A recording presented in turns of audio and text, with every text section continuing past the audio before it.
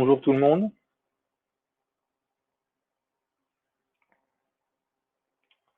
Voilà, moi c'est Geoffrey Métais, comme vous voyez ici, de VLC. Je vais vous parler aujourd'hui du port de VLC, la version Android sur toutes les plateformes possibles qu'on a pu faire.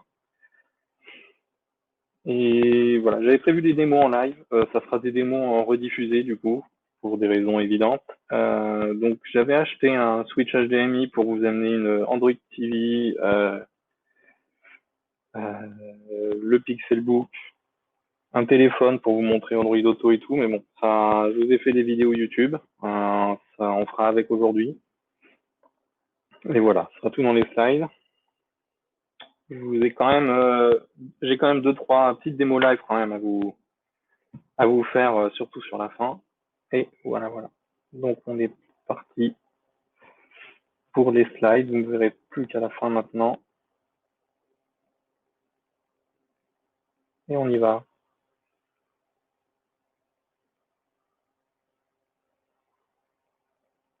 On va commencer au début, ce sera plus simple.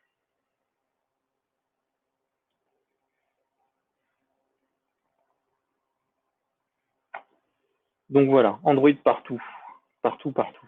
Voilà, donc Android, effectivement, comme toutes les applis, on l'a développé d'abord sur téléphone et tablette, et au fur et à mesure que les différentes plateformes se sont proposées à Android, on s'est greffé là-dessus. Donc rapidement, moi je suis membre de l'association Vidéolab et je travaille chez Videolab, qui est une société créée pour payer des gens à temps plein pour travailler sur VLC. Donc voilà, voilà. Si jamais ça vous intéresse, vous pouvez m'en parler après le talk. Si vous voulez rejoindre Videolab, on cherche des développeurs mobiles en ce moment. Et voilà, donc sur des projets assez récents, vous aurez un aperçu de la version VLC. Donc aujourd'hui, on va parler d'abord de Media Session. Je vais vous introduire ça parce que c'est important. VLC, c'est une appli de playback et Media Session, on fait la moitié du boulot à peu près sur ces différentes plateformes. On va parler d'Android Auto, qui est plus original, Android TV, des secondary display aussi, donc quand on branche un écran en HDMI, on fait du screencasting sur le Chromecast en passant par l'OS. Je vais vous montrer aussi donc, le desktop mode, donc quand on branche un téléphone en tant que PC sur un écran. Chrome OS, je vais vous le montrer sur cette machine qui est en train d'afficher les slides. Et on va mentionner vite fait les Foldables parce qu'on n'a pas grand-chose encore dessus. Mais c'est quand même intéressant pour nous. Donc Media Session, je vais essayer de pas y passer trop de temps, c'est un peu technique, mais en gros, c'est l'interface vers le système pour tout ce qui est playback. Donc on va donner les métadatas, donc le titre, l'artiste et compagnie de la chanson en cours, l'état du playback, la play queue aussi, donc la liste des chansons, les prochaines chansons et les précédentes, les contrôles de la musique passent par là également. Voilà, l'état repeat, shuffle, etc. C'est ce qui va permettre, c'est comme ça qu'Android affiche la musique que vous êtes en train de jouer sur le lock screen. C'est comme ça que les montres connectées ou autres vont afficher ça aussi. C'est vraiment utilisé partout et vous allez voir beaucoup sur TV, auto et compagnie. Ça permet aussi le voice search, donc pousser des requêtes pour jouer un artiste spécifique, un album ou autre. Et ça aussi, ça apporte aussi une fonctionnalité que je connais pas forcément beaucoup, c'est de reprendre la lecture où on en était en relançant la dernière appli qui a eu l'audio focus. C'est si vous étiez en train d'écouter de la musique avec VLC hier soir, vous n'avez pas joué de média depuis, en branchant votre casque, vous appuyez sur play et ça va relancer VLC. VLC va recevoir la commande de play et va se dire bon là j'ai rien du tout, ça veut dire qu'on veut relancer ce qu'on était en train de jouer la dernière fois et on est reparti où on en était hier. Voilà. Donc après, côté technique, nous, on n'utilise pas Exoplayer, donc on a dû l'implémenter vraiment complètement. Normalement, ça vient un peu out of the box, ou enfin, à moitié fait au moins avec Exoplayer, c'est bien intégré. Bon, c'est des classes à pompat à instancier. On passe des flags pour dire ce qu'on veut avoir ou non. On a une classe de callback qui est importante, c'est avec elle qu'on va avoir tous les retours, donc de commandes, de recherche, etc. On publie, donc média session, c'est une session, on va publier un état, donc avec les actions qu'on supporte. Donc ici, on a dit qu'on peut supporter de faire un pause du média, de jouer un nouveau à partir d'une URI, d'un ID, d'une recherche ou autre. On donne donc l'état, etc., le repeat mode, tout ça. PlayQ aussi, on va prendre la liste des médias qui sont dans la playlist courante et on va les pousser en tant que média description, en tant que média session compat.queue-item pour que via la média session, d'autres interfaces puissent afficher la liste de lecture en cours. Voilà une liste non exhaustive des callbacks, donc vous voyez les onPlay, onStop, etc., donc les classiques. Le onSeek2, donc média session peut nous dire, c'est comme ça que la notification sur Android 10 le fait, d'aller à telle position dans le média. OnPlay from URI, donc pour lancer vraiment une requête de playback depuis autre chose que l'appli elle-même, potentiellement, et OnPlay from Search. Je vous détaille un petit peu OnPlay from Search, c'est une classe Voice Search Params qui permet d'analyser la query et de définir si l'utilisateur a demandé à jouer un artiste ou un album, enfin reconnaître avec pertinence ce qui est demandé. Et donc, voilà, si on reconnaît un artiste, on va chercher l'artiste et jouer ses pistes audio, etc. Easy, on n'a pas reconnu, on lance un shuffle. Et ensuite, voilà. Donc, une fois qu'on a les tracks lancés, on va demander à notre service de les charger, et c'est parti. Donc, on rentre dans le vif du sujet. Premier sujet, Android Auto. Alors, Android Auto, donc c'est vraiment beaucoup basé sur média session. Donc, ce que je viens de vous couvrir, ce que je viens de vous présenter vite fait, ça couvre quasiment tous les besoins. Tout est quasiment fait pour Android Auto. C'est assez facile à intégrer quand on fait du playback. Il y a une API de Messenger aussi, mais ça, nous, on n'y touche pas. Je ne vais pas vous la présenter aujourd'hui. Donc voilà, à peu près tout, sauf le Browsing API. Et une particularité d'Android Auto, liée au Browsing API, c'est qu'on ne gère pas, nous, l'UI. L'UI, c'est l'appli Android Auto elle-même, elle a son interface, et nous, on est une appli en remote. Et on va se parler, on est un back-end, en gros, pour Android Auto. C'est tout. Et donc, Android Auto a son UI à elle, avec des gros boutons, des trucs faciles à naviguer, des contrastes assez forts pour qu'il y ait très très peu de temps de cerveau qui soit occupé par l'interface et que le conducteur reste concentré sur la route. Donc, je vous présente rapidement donc le peu de choses qui est implémenté pour Android Auto une fois qu'on a Media Session. C'est donc le Media Browser Service Compat, donc c'est un service qui hérite du service Android. Et ce service va recevoir en callback un onGetRoute, donc c'est voilà, pour avoir le route level. Ça sera appelé, donc on retourne juste un item avec un ID route classique. En fait, ça sert, on peut retourner nul pour filtrer. Typiquement, si on veut qu'il n'y ait que le Android Auto officiel qui puisse nous appeler comme ça, on filtre. Ensuite, pour les mises à jour, typiquement, si Assistant va remplacer Android Auto dans les versions qui arrivent, ce sera peut-être un autre ID. Il y a Automotive OS aussi qui peut avoir un autre identifiant.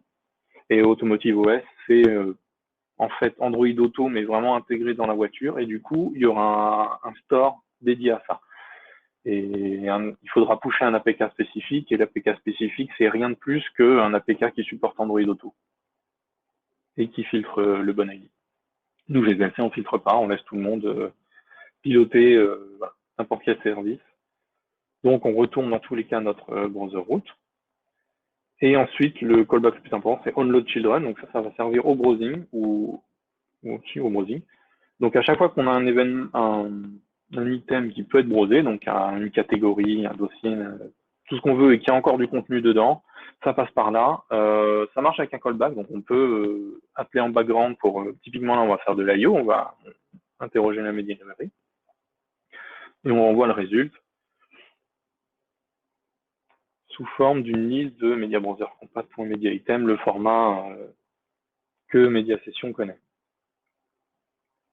Voilà un aperçu de à quoi ressemblerait la fonction browse. Donc on renvoie une liste d'items et cette liste, ça va être, là on a un history par exemple, donc on a un builder pour faire ces objets. Donc voilà, ils ont juste un ID, un titre, une icône et un flag. Donc là on a un flag browsable pour dire que cette history, on va le browser aussi. Si l'utilisateur clique dessus, on va recevoir le callback unload children avec l'ID de l'history pour ensuite lister l'historique. Et sinon, on a un flag qui est en commentaire en dessous playable. Si on a cliqué directement sur une track ou un album et qu'on veut pas, on veut jouer directement l'album, ou un shuffle. Alors voilà les petites vidéos que je vous ai faites. Donc ça, c'est l'interface principale d'Android Auto. Donc là, on rentre dans le menu de la musique où on peut sélectionner donc, les différentes applis qui supportent. Donc là, on est dans VLC. On va browser un petit peu. Donc, on a les différentes catégories dispo. Donc je crois qu'on va aller dans l'history justement. Voilà, et donc voilà, là on fait un browsable, on ouvre, on a la liste des événements de l'historique. Ensuite, on va dire qu'on lance le shuffle all et ça lance le player. Et là on a nos metadata et ça c'est la médiasession. C'est tous les contrôles de la médiasession, le titre, la play queue, donc ça c'est la liste de lecture en cours. On est passé à une autre chanson. Voilà, et là donc on a la backstack classique, back, on revient. On peut revenir avec home sur le menu principal et là on a notre carte de playback qui apparaît. Avec quelques contrôles, donc on a toujours le next, on peut relancer le player d'ici, et voilà. En gros, c'est ça, Android Auto. À côté, vous aurez évidemment vos destinations, il y a Maps qui est intégré pour, et on a comme ça un player intégré. Et côté appli, on en fait 0 UI, on a un backend. On passe à Android TV maintenant. Android TV, c'est une autre idée. On peut garder la même UI. Côté nous, chez VLC, on ne l'a pas fait. On a fait une UI dédiée parce que notre UI mobile n'était pas adapté. Android TV, c'est les premières applis qui ont dû être manuellement validées sur le Play Store. Et Google fournit une bibliothèque, Inback, pour faire l'interface, mais il force absolument pas à l'utiliser. Vraiment, ils vérifient juste que ce soit bien navigable et correct, qu'il y ait des guidelines correctement respectés pour que ce soit bien présenté et navigable correctement à la télécommande. Et voilà. Donc nous, on en a fait une spécifique. Donc le challenge, c'est qu'on est limité à la télécommande et aux commandes vocales. C'est encore plus restrictif que par exemple un Chromebook où on peut se dire qu'il n'y a pas toujours un écran tactile, mais au moins il y a la souris, c'est-à-dire qu'on peut cliquer où on veut. Là non, c'est que la télécommande, il faut que tout soit focusable, qu'on puisse aller de n'importe quel endroit à n'importe quel autre assez facilement. Voilà. Il y a des choses assez intéressantes, donc la voice search qui va être un raccourci pratique pour les utilisateurs au lieu d'aller à la télécommande naviguer dans les applis chercher des trucs. Vraiment, c'est la recherche globale qui existe aussi sur mobile, mais là qui est beaucoup plus intéressante. Et les home screen channels que je vais vous présenter après, ça permet de présenter les contenus des applis et de les lancer sans rentrer dans l'appli. C'est un peu ce que fait Android Auto. Voilà. Et c'est un challenge côté appli aussi, parce qu'on va avoir des requêtes qui arrivent, typiquement des callbacks média session, sans que l'appli soit forcément lancée. Donc on reçoit une requête de play et nous, chez VLC, on n'a pas encore chargé libVLC, on n'a pas encore chargé la bibliothèque, la base de données, et on a tout ça à faire, ou pas, si VLC est déjà lancé, c'est prêt. Et dans ces cas-là, les coroutines sont très utiles, ça permet d'avoir un code assez clair et de faire facilement attendre ou non que tout ça soit prêt, si besoin. Sinon, c'est du callback, c'est un peu dur à gérer. Là, je vous montre le player, qui est la seule classe qui est commune entre le mobile et TV. Donc, pour le player, on a fait une UI qui doit être portable, entre guillemets, entre un téléphone, une tablette et la télé. Donc, on a des contrôles qui se prêtent aux deux. La liste des options, qui est donc une liste verticale qui marche aussi bien sur téléphone que sur télé. Et là, je vous montre le Picture-in-Picture, qui est apparu une version avant sur Android 7 et alors que ça apparu quand sur Android 8 sur mobile. Donc sur Android TV, on l'avait en avant, c'était à peu près la même API. Donc une fois qu'on avait ça sur Android 7 sur télé, on n'a rien eu à faire. Par exemple sur Oreo, juste à modifier un check et on avait ça gratuit presque sur les téléphones. Donc ça c'était pour le player. Maintenant je vous montre les commandes vocales. Euh, et ça, pareil, c'est magique. Une fois qu'on a bien intégré Media Session,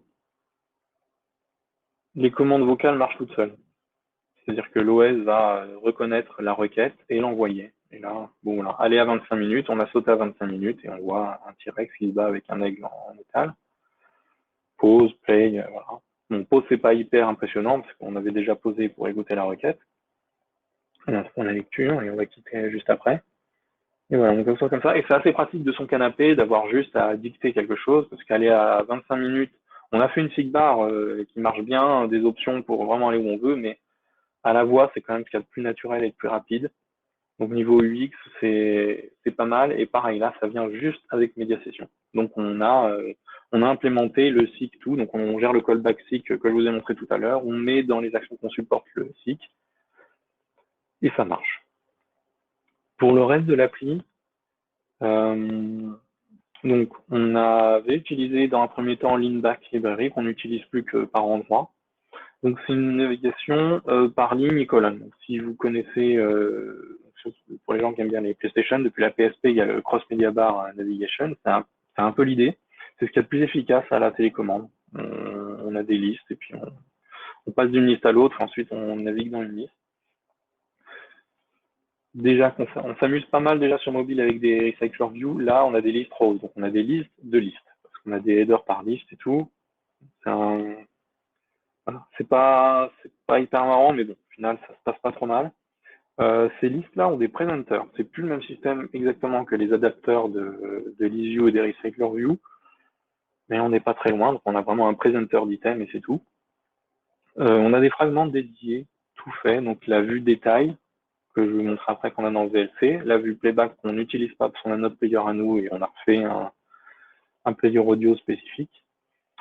Et voilà. Et concernant les défauts de cette bibliothèque, déjà, on peut pas vraiment customiser. C'est vrai, on l'utilise tel quel, on a des image card view, des choses comme ça, mais c'est très dur d'insérer des options, de rajouter du contenu dans l'UI et de l'intégrer avec. Ça a été vraiment un problème, ça nous a forcé à faire la nôtre, je vous en reparle juste après. Et aussi que la version 1.1 de cette lib est toujours en alpha, et ça fait plus d'un an. Et pour les préférences notamment, ça se base toujours sur les activities ou fragments du système, et pas ceux d'Android X. Donc ça craint un peu. Je sais que des gens travaillent dessus, pas beaucoup, mais il y en a. Et donc, des choses vont arriver. Donc là voilà. Donc ça c'est notre écran principal Leanback. Donc vous voyez, on a des lignes, il y a des catégories à gauche. Catégorie, elle peut être cachée, elle peut être voilà, quand en gros on les voit plus, on peut forcer à rester comme ça. Et voilà, donc on passe d'un item à l'autre. Ça, c'est la vue détail, qui est assez bien faite. Alors nous, on n'a pas beaucoup de contenu dans VLC, mais vous pouvez avoir donc, toute la description du média si vous avez une collection plus complète. Et en dessous, il y a encore une liste comme ça que vous voyez actuellement pour tout ce qui est recommandations. C'est une idée générale, surtout avec les home screen channel.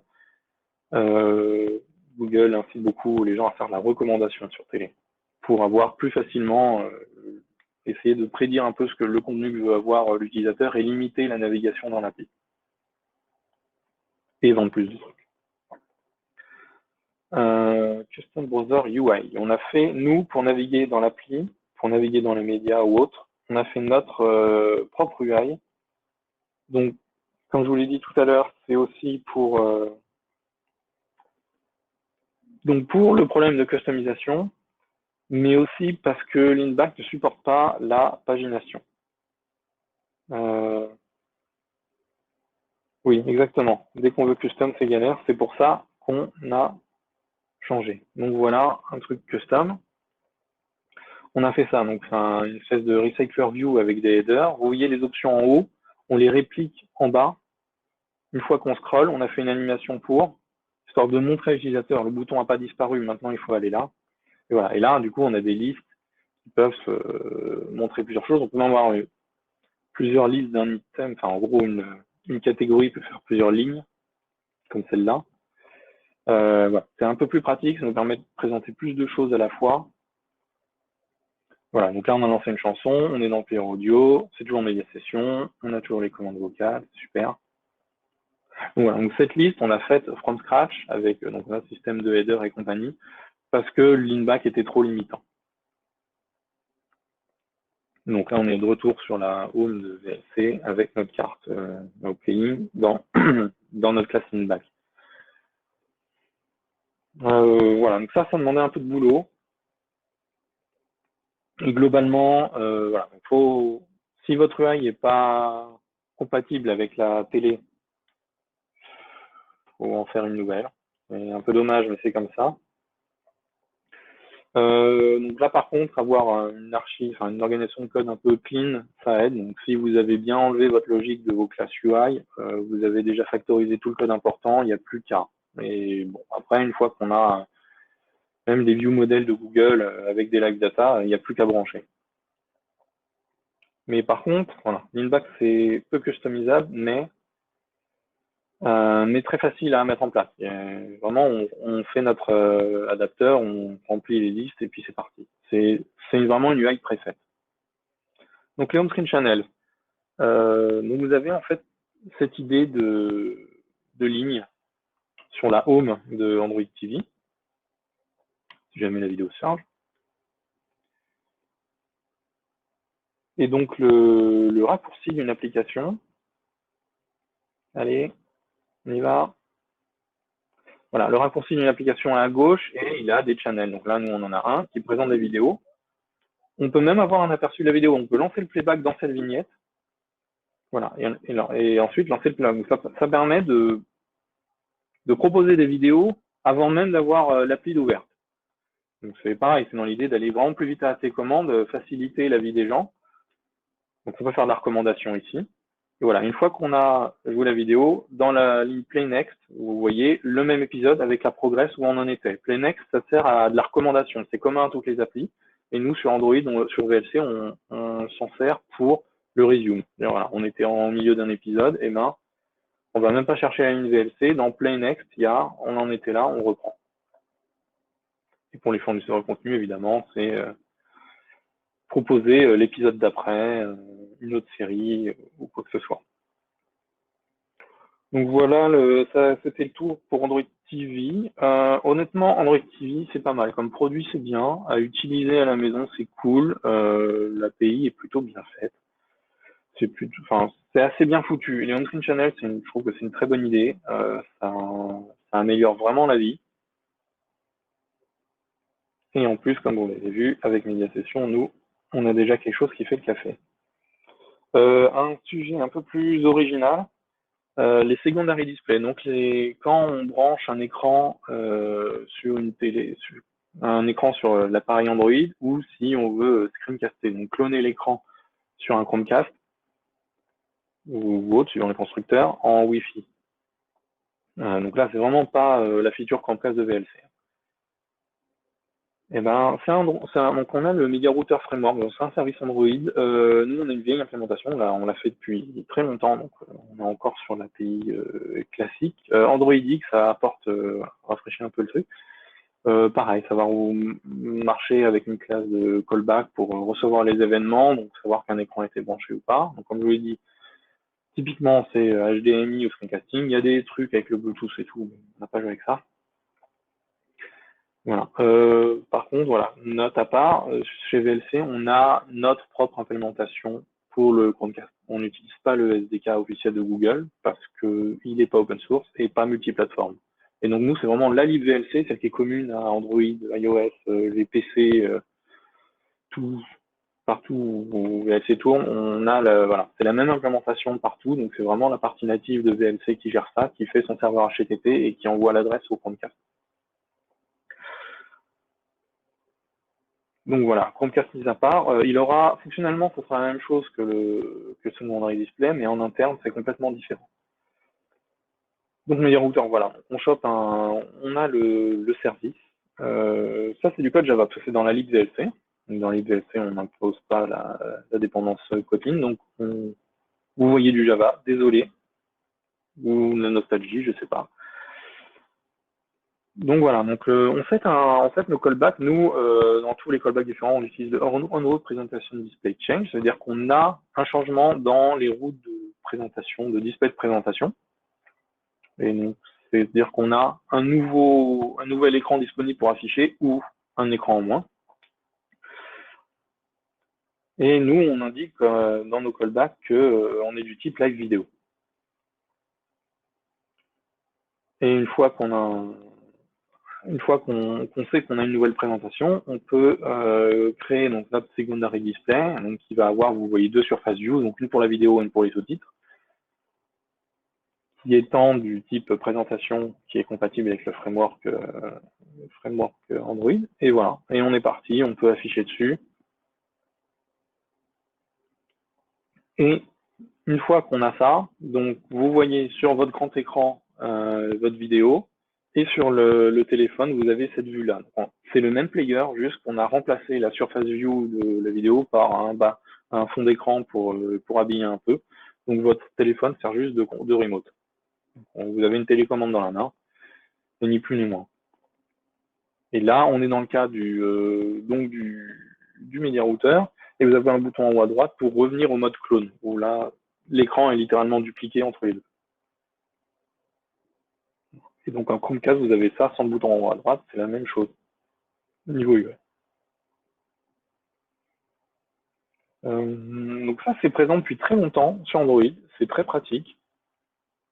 Donc il n'y a pas vraiment de raison pour les gens qui font pas de playback vidéo ou des choses spécifiques comme présenter des slides de connaître ça, mais ça existe. Et c'est assez pratique. Ça vous permet typiquement, si vous voulez jouer une vidéo avec des sous-titres alors que VLC ne permet pas encore sur le Chromecast, eh ben, vous pouvez passer par du screencast et ça marche très bien. Partie fun maintenant. Les Chromebooks et les modes desktop.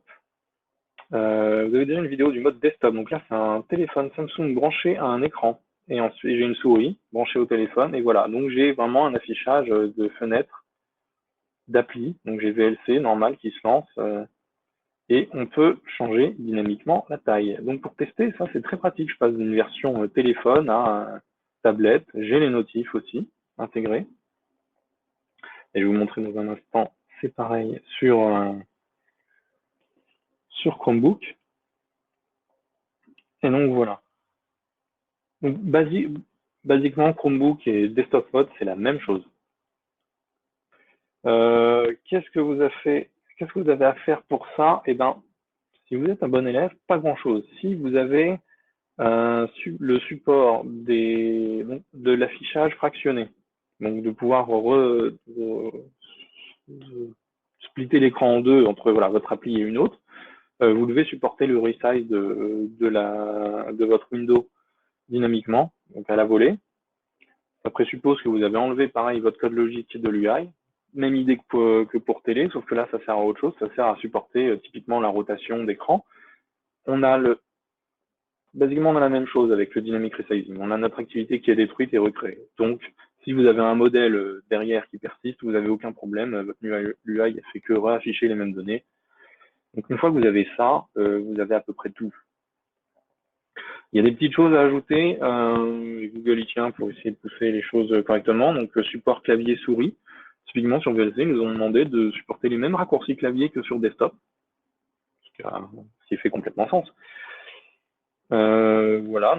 C'est utile aussi de vérifier la navigation au clavier. Ça permet aux gens d'aller un peu plus vite s'ils ont leurs habitudes. Supporte la souris aussi. Alors, il y a des listeners qui existent depuis des API. Alors, c'est 23 pour le clic droit. Donc, c'est on context click listener. Et il y a le on hover aussi qui existe pour quand le curseur survole un view. Je sais plus quelle API c'est, mais voilà. Il y a ces listeners qui existent pour supporter vraiment une vraie souris. C'est pas mal. Bon, basiquement, de base, nous, on les map sur l'appui long, mais on peut en faire, voilà. Vous êtes libre d'en faire autre chose, et ça existe, sachez-le. Il y a le support du drag and drop aussi. J'ai pas lancé Chrome, je vais essayer de vous montrer. Et voilà. Il y a aussi quelque chose d'intéressant qui viendra avec les foldables, c'est le multi-resume. C'est que vous pouvez avoir plusieurs applis Android lancées à la fois et affichées en même temps. Et donc, le comportement dans le futur, ça fera que ces deux applis sont dans l'état resume. Mais ça présuppose plus que vous avez le focus.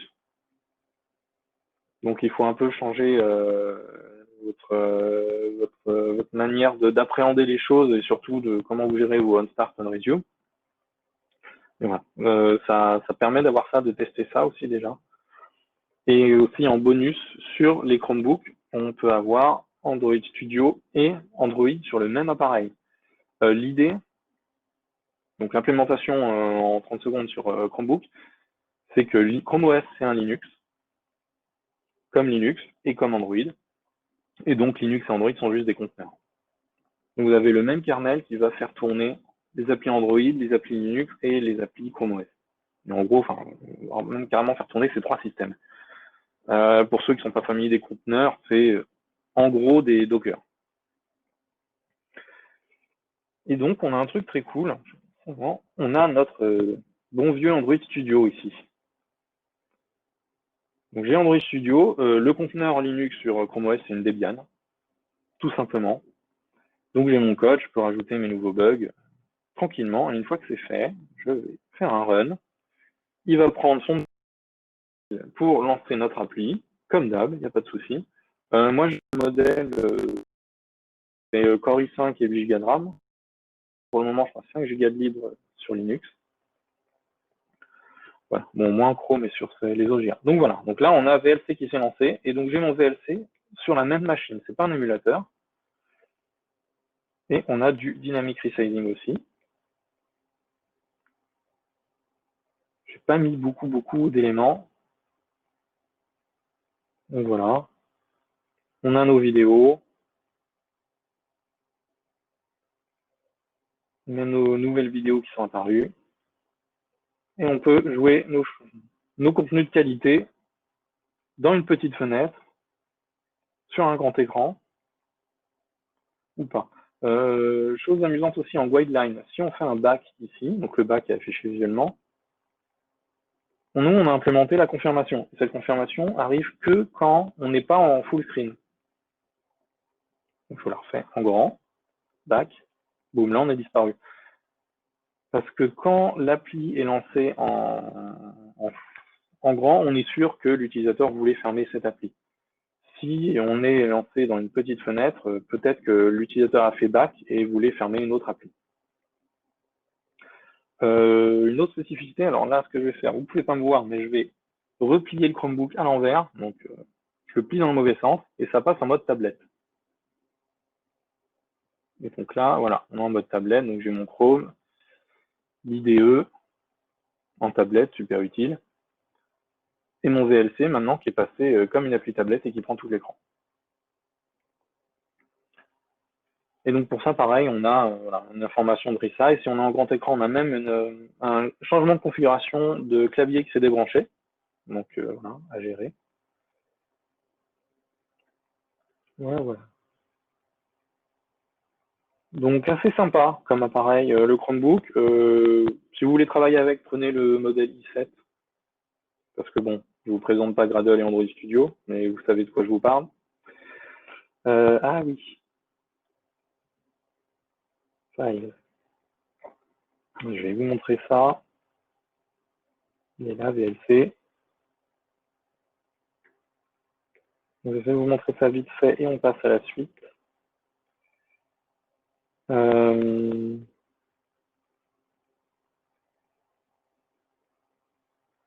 Donc c'est une vidéo, normalement, drag and drop.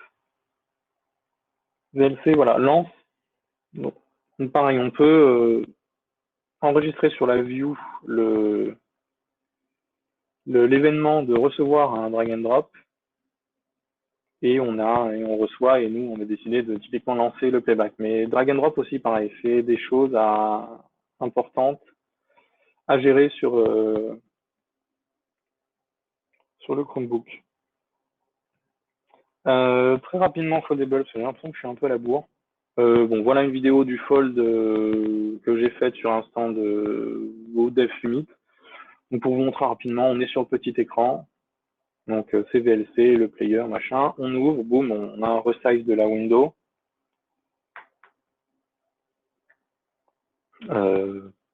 Voilà, donc pareil, il n'a rien à faire. Vous avez le resize comme pour Chrome OS. Rien de spécifique à faire là-dessus. Et voilà, ça marche tout seul. Et c'est à peu près tout pour aujourd'hui. Donc je vous ai mis en lien les slides pour que vous ayez les vidéos avec, parce que dans le PDF, vous n'avez pas les vidéos.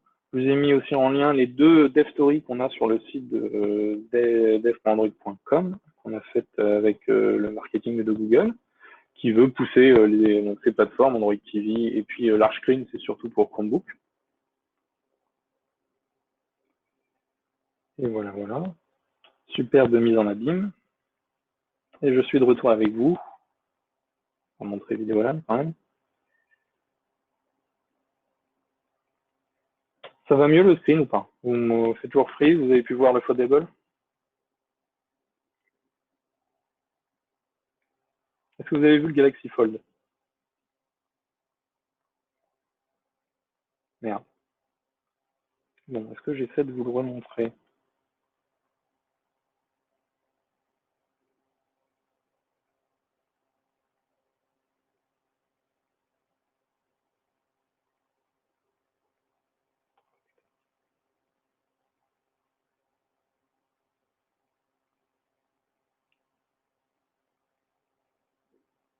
Voilà, Galaxy Fold qui a rien de...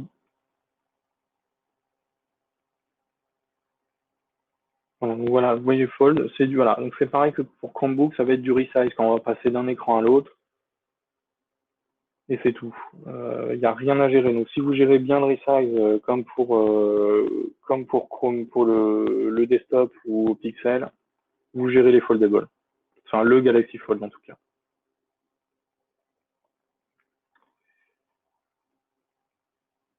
Ah, je me suis loupé, tant pis. Bon, bah, on abandonne le Fold, c'est ma faute. Et voilà. Et dernier petit truc, un autre type de Fold, le Flip. Donc VLC dessus, donc c'est le même. Avec le petit bonus Média Session, on a les contrôles sur le petit écran. Donc pareil, Média Session, rien à faire pour avoir ça. Et Google est en train de préparer quelque chose, une bibliothèque pour gérer ce type d'écran. Là, je vous montre la démo du split layout. Donc un layout qui, si vous arrivez à voir, donc on a deux moitiés de deux parties différentes. Donc ça correspond aux moitiés de l'écran qui va être séparé par la pliure. Ça va servir typiquement à, on passe en playback, on peut plier le téléphone, le poser comme ça, on a la partie playback là, et les contrôles ici. Le truc n'est pas trop con, si on passe en paysage, il a bien trouvé que maintenant la pliure elle est là, mais ça n'a plus de sens. C'est le gros problème du flip, pas grand chose n'a de sens là-dessus. Voilà, et là il vous permet aussi, alors je ne sais pas si vous voyez, en fait là on est en état opened, et si on passe comme ça, on est en état half opened. Donc on a aussi ces informations de dans quel état est le téléphone pour vous amuser avec. Donc ça arrive dans Android X. Et voilà. Alors est-ce qu'on a des questions? Ouais, super. Et est-ce que j'ai du temps? Bon, tant que je ne me fais pas engueuler, on a le temps. Je suis dans la chez la gazette. Une raison pour le. Alors pourquoi aucune autre app que VLC fait une picture in picture? Nous on a trouvé ça cool. Peut-être que les autres s'en foutent. C'est un plan. Honnêtement, à l'usage, c'est un peu dur à gérer côté utilisateur. Côté, bon, nous, c'est la même API que sur mobile. Côté utilisateur, qu'est-ce que tu fais d'autre sur ta télé pendant que tu regardes pas ta vidéo? C'est moins évident. Donc, je pense que c'est pour ça. Aussi, sur télé, ça arrive dans un coin et ça ne peut plus bouger. Donc, c'est moins souple que sur téléphone. Alors, stats, on n'a pas de stats. On fait alors VLC, c'est une appli open source avec zéro tracking et compagnie. Donc, on n'a même pas d'analytics. Donc, je ne sais pas vous dire. Les stats du store nous disent rien. Au début, on faisait une flavor spéciale pour Android TV. Donc, on pouvait avoir le nombre de téléchargements spécifiques à ça. On le fait plus. C'est le même APK parce que comme il y a juste quelques classes qui changent, on fait on fait la même appli pour tout. Donc, pas de stats. Désolé. C'est quand même relativement peu. Ce qu'on a l'impression de mesurer, typiquement sur les crashs, sur autre chose, c'est assez peu. Voilà. Et Android Auto, je sais pas. Il y a des gens qui s'en plaignent quand ça marche pas, donc je sais que c'est utilisé. Mais bon, déjà c'est des riches, parce qu'il faut une voiture récente. Euh, et je viens de pas faire ce qu'on m'a demandé de faire, c'est-à-dire que je ne partage pas l'écran, on repartage l'écran et on retourne sur le Slido. Donc, what about Wear OS? Wear OS, voilà. Donc, contrairement à TV, je trouve que c'est un peu nul.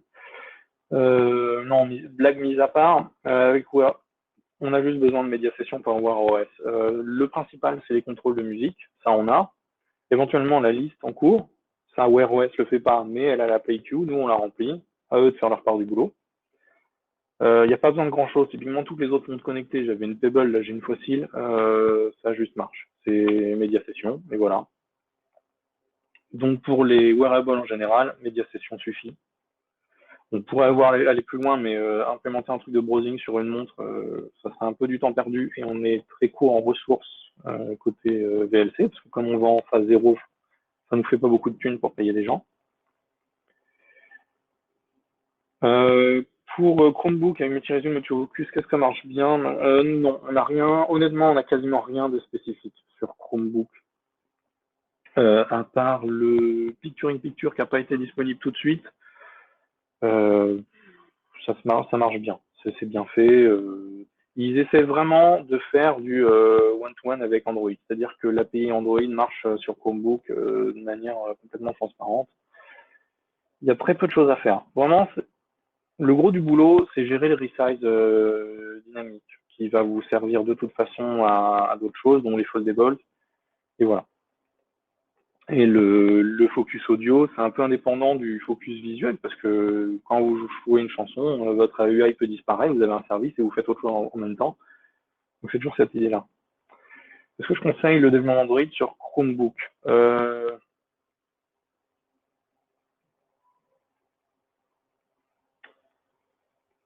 crois que ça y est, je me fais engueuler. Moyen. Peut-être avec le high-end, si vous aimez bien. Moi, je préfère quand même avoir un vrai PC pour avoir tout ce qu'il faut. Mais bon, sachez que vous avez un vrai Linux. Euh, Il y a basiquement tout ce qu'il vous faut là-dessus. Et voilà.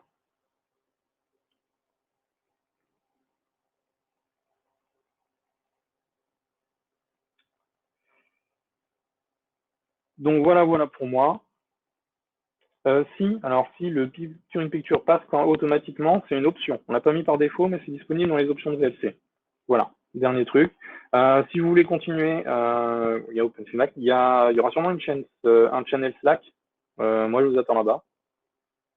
Je répondrai à toutes vos questions avec plaisir. Et voilà. Bon, en tout cas, merci à vous aussi. Et puis, à tout de suite.